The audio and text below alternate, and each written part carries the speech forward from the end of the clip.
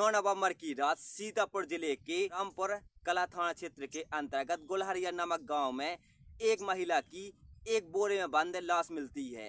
तो गांव वाले पुलिस को सूचना देते हैं तो मौके पर पुलिस आती है और उस लाश की इन्वेस्टिगेशन करती है। जैसे ही पुलिस उस लाश को देखती है तो उस लाश के कई टुकड़े होते हैं, लेकिन उस लाश का सिर गायब रहता है। फिर पुलिस उस सिर की तलाश करती है तो पुलिस को लगभग 18 घंटे बीत जाते हैं। 18 घंटे के बाद पुलिस को वो सिर भी हाथ लग जाता है, लेकिन सिर इतना कुचला हुआ होता है तो उसकी पहचान नहीं कर पाते हैं। फिर पुलिस फॉरेंसिक टीम की मदद से उसका स्केच बनवाते हैं। स्केच में पता चलता है और स्केच बनाकर उस महिला की आसपास के गांव में तलाश करते हैं तो पुलिस को उस महिला का पता चल जाता है। वो महिला लोना गांव की रहने वाली है और उसका नाम ज्योत्सना होता है। फिर पुलिस ज्योत्सना के घर जाते हैं तो उस घर में उसका पति मिलता है अकेला ही। फिर पुलिस उस ज्योत्सना के बारे में उसके पति पंकज से बात करते हैं तो पंकज कहता है कि मेरी पत्नी पिछले 2-3 दिन से गुमशुदा थी।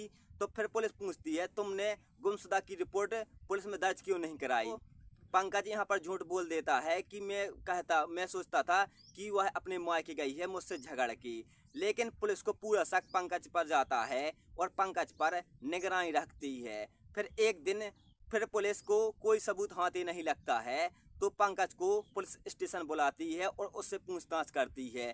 तो फिर पंकज पुलिस के सामने फिर से झूठ बोलता है, लेकिन यहाँ पर पुलिस सख्ती से पूछताछ करती है पंकज से। तो पंकज अपना जुर्म कबूल कर लेता है और कहता है कि 9 नवंबर की रात मैंने अपने दोस्त दुर्जन पासी के साथ मिलकर अपनी ही बीबी की हत्या कर दी थी। तो फिर पुलिस से पंकज से पूछताछ करती है कि आखिर क्या कारण था कि तुमने अपनी ही पत्नी की इतनी बेरहमी से हत्या कर दी। तो यहाँ पर पंकज कहता है कि मेरी पत्नी को नशे की लत थी और वो आए दिन नशा करती थी और उसका गैर मर्दों से शारीरिक संबंध भी था।